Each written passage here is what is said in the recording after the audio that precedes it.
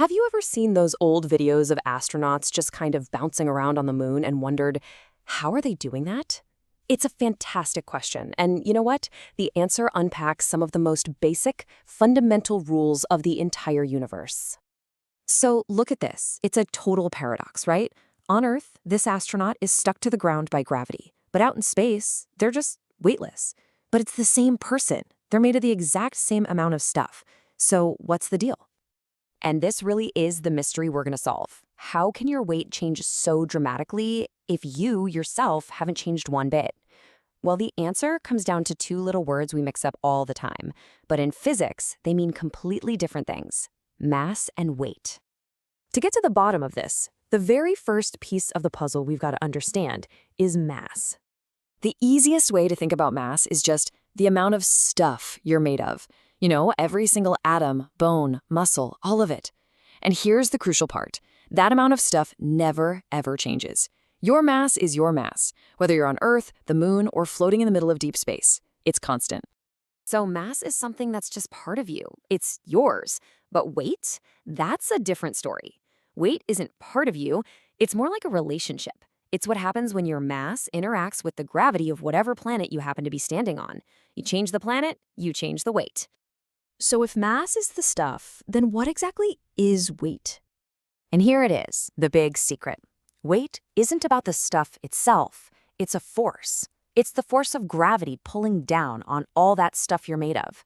And that means your weight depends completely on how strong the local gravity is. Weaker gravity, less weight. It's that simple. This right here is the aha moment. Check this out. We've got the exact same 1 kilogram mass on two different scales. On Earth, with its pretty strong gravity, the scale says 9.8. But take that very same chunk of stuff to the moon with its wimpy gravity, and suddenly it only weighs 1.6. Same stuff, totally different pull. And of course, physics gives us a nice, simple formula for this. Weight equals mass times gravitational acceleration, or as physicists like to say, W equals mg. This little equation is the key to our whole astronaut puzzle.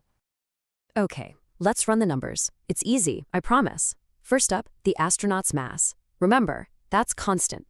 So let's just say it's 60 kilograms. Next, we need that g value, the gravitational acceleration on the moon. Now, the moon's pull is way weaker than Earth's, only about a sixth as strong. The actual number is 1.625 meters per second squared, which is just a fancy way of measuring how strong that pull is. So, you just multiply the astronaut's 60 kilogram mass by the moon's weak gravity, and bam, you get a weight of 97.5 newtons. Now, to put that in perspective, on Earth, that same astronaut would weigh 588 newtons. That's the difference. They feel 6 times lighter, not because they've changed, but because the force pulling on them is just so much weaker. Okay, so we've established that weight is a force. But what does that even mean? What is a force when you get right down to it? Honestly, at its most basic level, a force is just a push or a pull. That's it.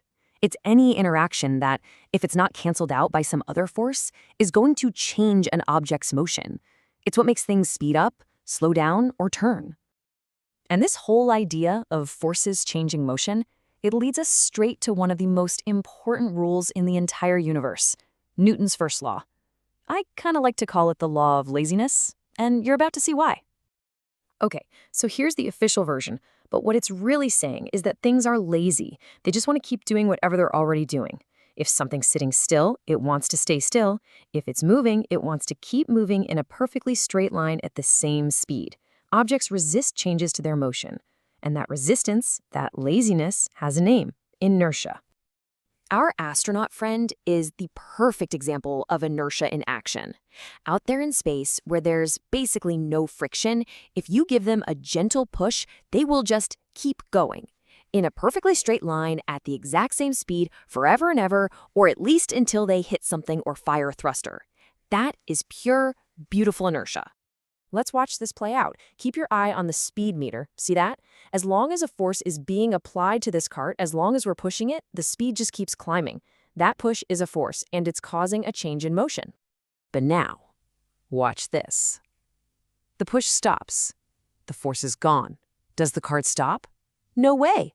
It just keeps cruising along at a constant speed. That is inertia. An object in motion stays in motion. So the real kicker here is that it's the net force, the unbalanced force, that actually matters. If you've got forces pushing and pulling that perfectly cancel each other out, the net force is zero. And when the net force is zero, there's no change in motion. The speed stays the same, just as if there were no forces at all.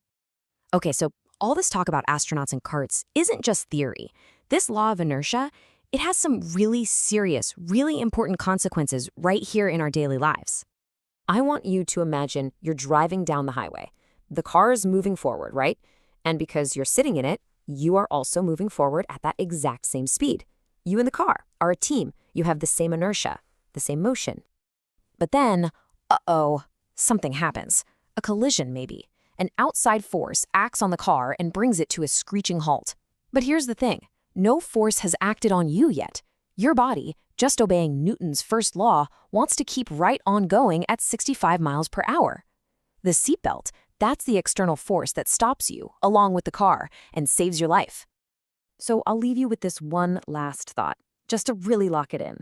The next time you're in a car that hits the brakes hard and you feel yourself thrown forward, what force is actually pushing you? The answer is nothing. There is no force pushing you forward. Your body is simply continuing the motion it already had, all because of inertia.